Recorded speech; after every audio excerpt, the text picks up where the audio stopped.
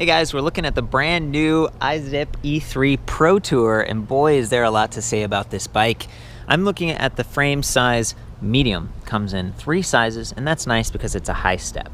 It's going to be a little bit stiffer, better energy power transfer into the pedals. This is an almost aggressive, I call it active design, okay? 80mm stem, low rise handlebars. We got the ergonomic grips locking, very nice. 180mm hydraulic disc brakes from Shimano. Of course, that's awesome if you're going fast. 15mm thru-axle up front. That gives you stiffness, strength. For me, it makes lining up the wheel a little bit easier if you take that off to put it in your car, or maybe you need to change a flat or just do some wheel truing. Shouldn't have to do too much though, because these are double wall alloy rims with reinforcement eyelets, adjustable nipples. Just good stuff. Schwabe Big Ben with Performance Line Race Guard.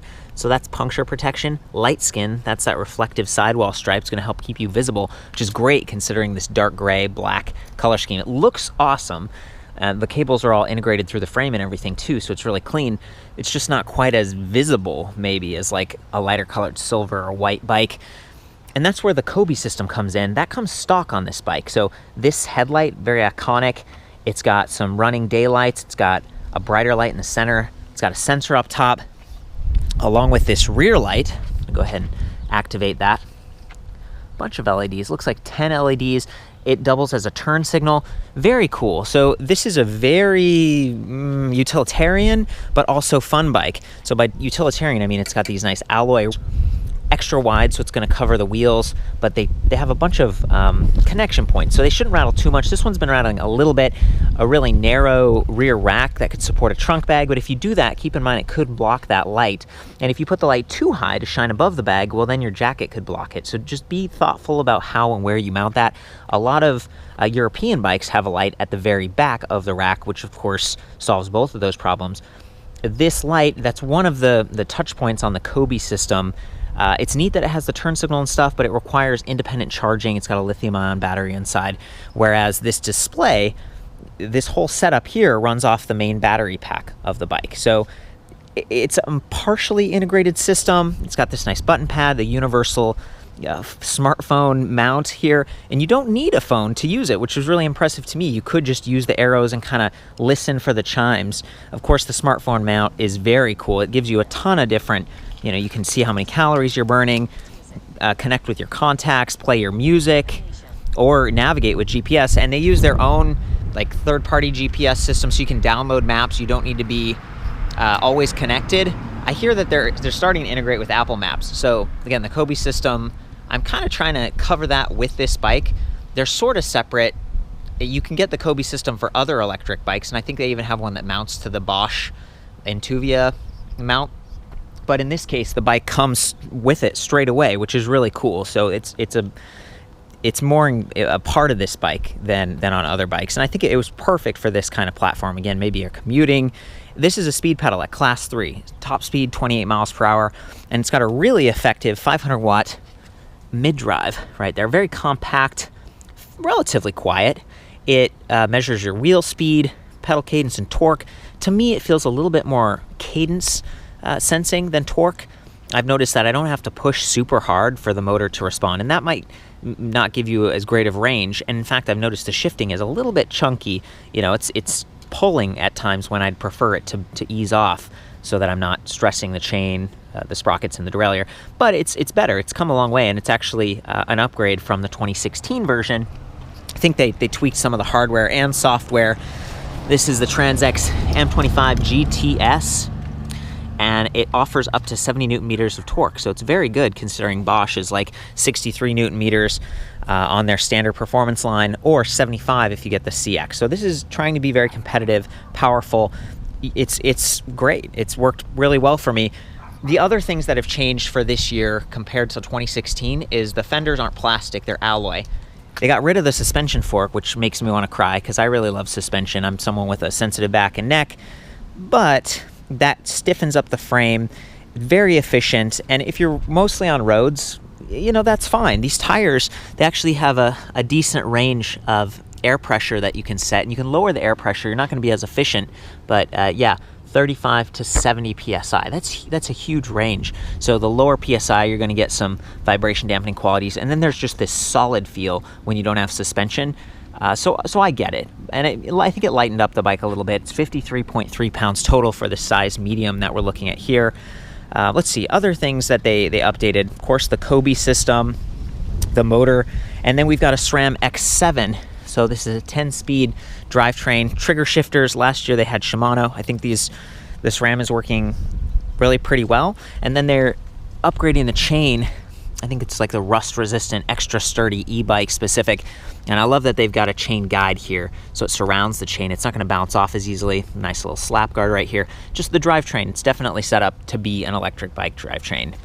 Now they do have additional rack mount bosses here, so you could use your own rack if you wanted, but this one's sort of integrated with the fender. Looks really nice. 44 pounds max weight on that. Not quite as high as some aftermarket racks, but probably good enough for, panniers if you were commuting to work. And then they've also got the bottle cage bosses, which I love, of course. You could put a folding lock right there, a mini pump, or just a water bottle, but you don't necessarily need too many locks. I mean, you probably want to lock the frame up, but this does have a cafe lock, and I've got it engaged right now. This is the IZIP ProTour 4960. You can see that metal rod there. That makes it so that the rear wheel won't spin. You'd literally have to pick this bike up and run away with it if you wanted to steal it, which is possible. You can put this on your shoulder right there. It's a temporary, like, quickie kind of lock. So if I turn this key, see that silver rod slid out? One complaint I have is that IZIP offers matching locks sometimes, and both of these locks are from IZIP. So the lock for the cafe lock and the lock for the battery pack, they're both IZIP, and yet you get two different keys. They didn't match them, so now you have all these extra keys. They give you a spare, so 2 keys to get this bike going. One for the battery, one for the rear lock, and that, just kind of a missed opportunity. It means you have to deal with clutter for the lifetime of this purchase. Let's see, get this key. Speaking of clutter, almost got it. There we go. Go ahead and insert this. I'm getting some text messages right here. That's kind of neat when you're using your phone, and it does charge your phone too. There's a little micro USB or iPhone adapter for this, so I love that. Okay, I'm gonna insert it. Come on, there we go, all the way. Turn it, whoa, and then be careful. I think it sort of, it stops it so it's not gonna flop out, but you just wanna be careful not to drop this. Battery packs are expensive. I think this one's like 6 pounds, 48 volts, 8.7 amp hours. Kind of average, but it does have a fuse. This is a more premium electric bike battery. The 48 volts transfers electricity quickly. It's built into the frame. It blends in. All of that is very nice, but there isn't really a handle on this. There's a little bit of a ridge. Just be careful carrying it around. You don't want to drop it and end up damaging it. Like that there's a little LED indicator on the side for charge capacity. And then here is our charger, 1.8 pounds. It's just a 2 amp charger, which is pretty standard. Not super duper fast, but it does have that metal end piece. Plugs in right here on the battery pack. Yeah, gets the job done, definitely. Okay, and IZIP has been around for a while.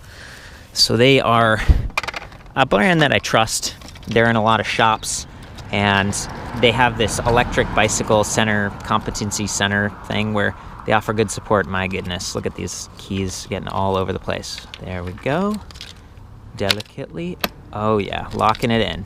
Okay, I'm gonna pull this key out. Got it. Anyway, the EBCC field support for the IZIP, Raleigh, and some of the other Excel brands. It's a big company.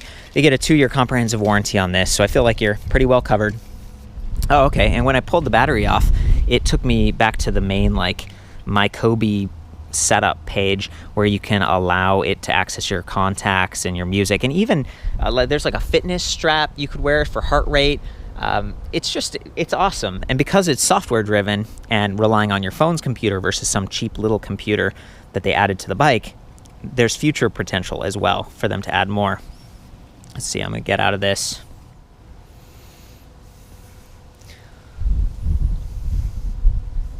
Okay, just press the power button again on the bike. You can hear it chirping. So that's really the only step.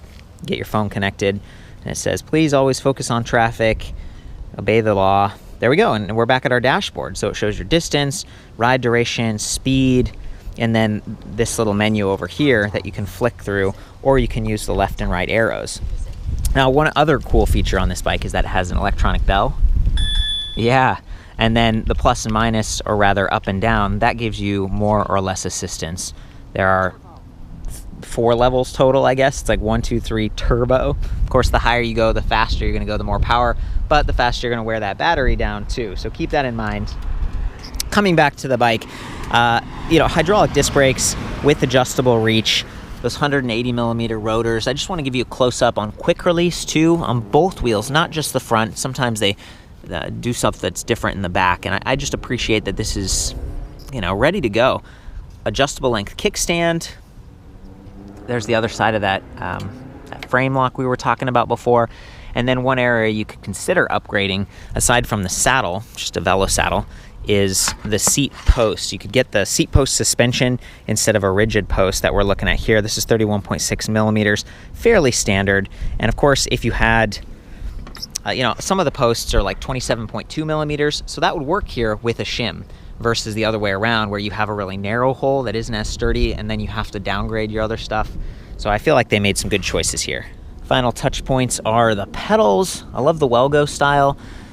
Great platform, stiff, good grip, and I think we're set. I am gonna hop on the bike, do some riding, do some frame shots. I wanna emphasize that this can be made even more aggressive if you flip the stem downwards and you move these stacks to the top. So you could really turn this into like a road bike experience.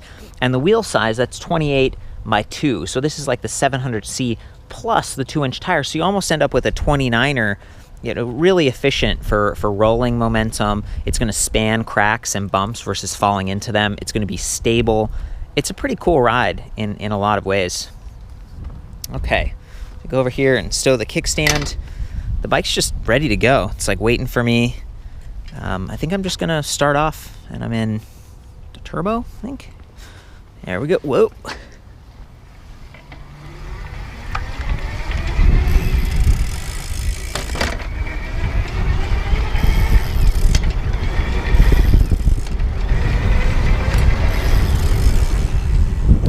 You might notice the delay. That's what I mean about the cadence sensing thing, because it's like if it was measuring torque, or maybe it was just taking measurement samples faster, I think it would start and stop faster, and that would be a little bit higher performance. A lot of the electric mountain bikes and stuff, they're super fast. Now I'm gonna switch some gears.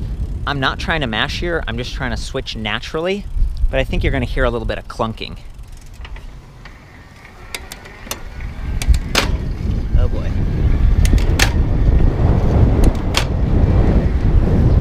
Yeah, not a great sound. I am switching to higher gears. The motor is activated and we are in turbo mode. So that's sort of the worst case scenario. I guess it would be even worse if I was like really pushing. I'm not, I'm just moving those cranks. That's just the motor power that's causing that mashing to happen. So let's take it down a couple levels. Okay, to level 2. This would be a lot more efficient and just really quiet, a lot smoother. And now if I switch gears, let's see.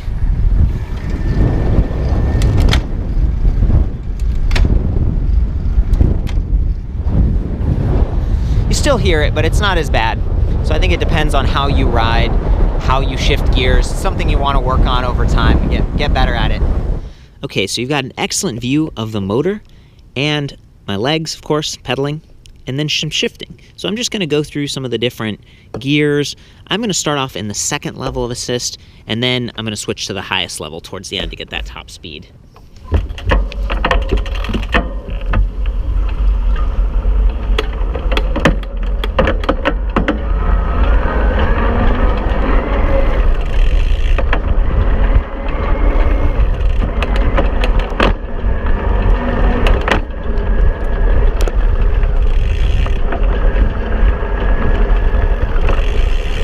Felt smooth, pretty quiet. Now I'm gonna go up to turbo mode.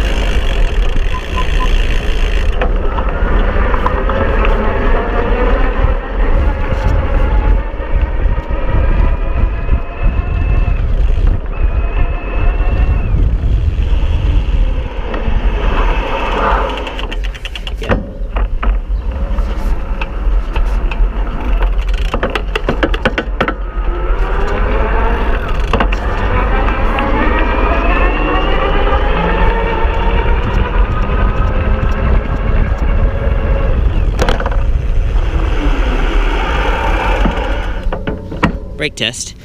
That last part was cool to me because I was in a lower gear and I was spinning faster, which for me is comfortable. That's sort of a road bike style, and I have sensitive knees. And the motor didn't quit out on me. It's not like I hit a wall and it just stopped. It kept going. So this seems to have a higher RPM capability than some of the other motors. From here, you should be able to see just the road and get some idea of what the fenders might sound like at higher speed. Again, rigid fork, so it's efficient, but it's not quite as comfortable on some of those bumps.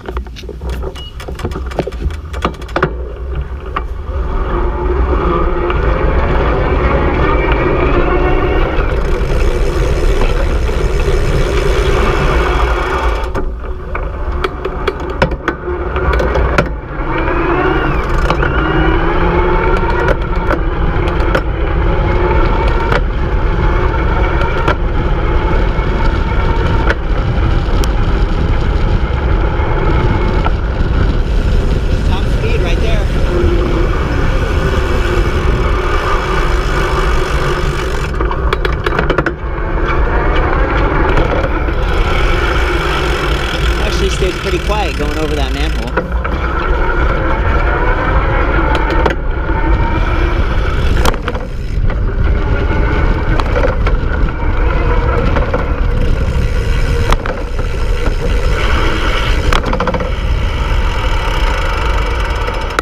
That was some very bumpy terrain, just the cracks in the sidewalk, up and down those driveway entrances.